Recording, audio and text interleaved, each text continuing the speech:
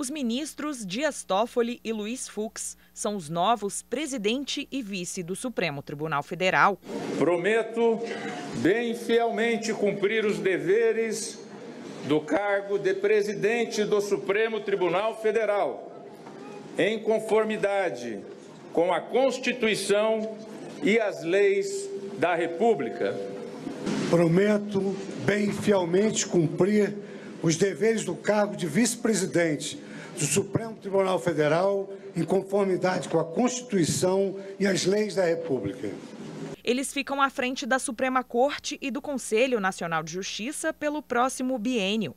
Aos 50 anos, Dias Toffoli é o mais jovem ministro a assumir a presidência do STF.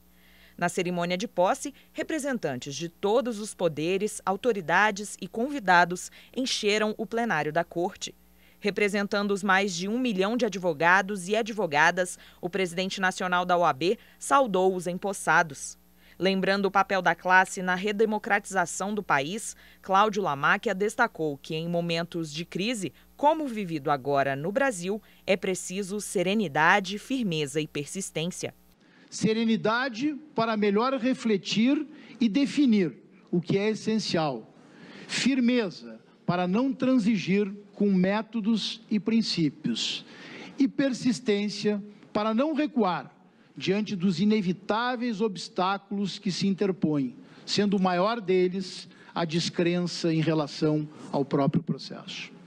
Não faltam forças obscuras empenhadas em sabotá-la. E a maior delas é exatamente a radicalização, a ação dos extremistas, a apologia do ódio e da violência, sejam de esquerda, sejam de direita. O mal dispensa rótulos. Destacando a função do STF e também da advocacia de defender a Constituição, o presidente da Ordem enfatizou as ações da entidade para que os preceitos constitucionais sejam preservados e garantidos.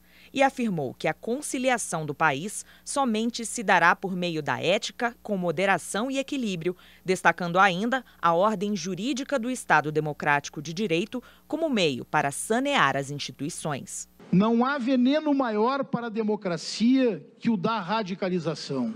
Quando esse ambiente se instala, e nós já o estamos vivenciando, a primeira ausência é exatamente a da razão.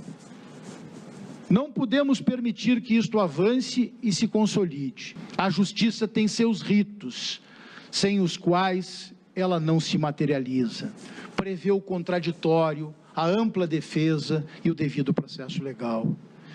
E aí entra em cena o indispensável papel do advogado, nem sempre compreendido, frequentemente desrespeitado.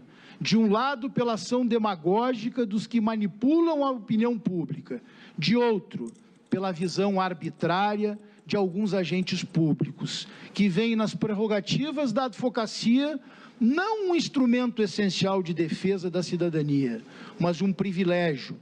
Privilégio não, mas uma garantia do próprio cidadão.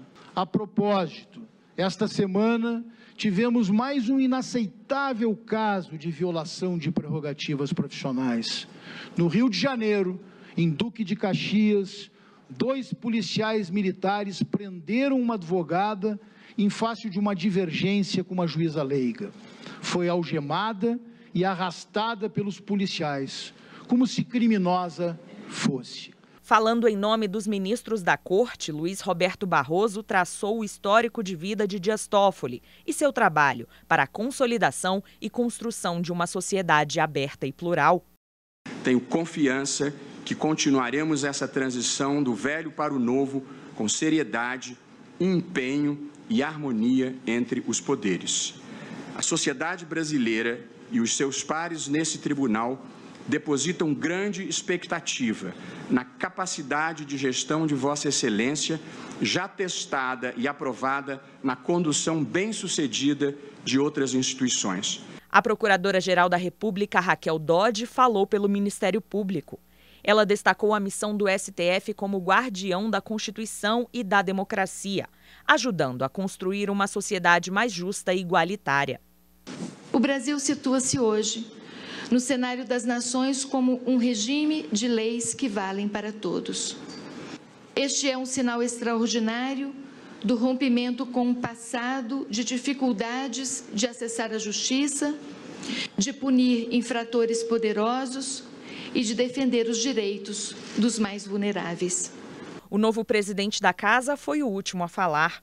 Com um perfil apaziguador descrito em todos os discursos, Toffoli conclamou a todos diálogo e debate plural e democrático, com a construção de uma agenda comum para o cumprimento do preâmbulo da Constituição. Não somos apenas passageiros dessa mudança histórica, como li lá atrás, mas penso mais. Somos também construtores do caminho onde chegar. Agradeço o apreço de todos os advogados. E os advogados são os primeiros juízes de todas as causas. À advocacia, ele agradeceu o respeito e a consideração.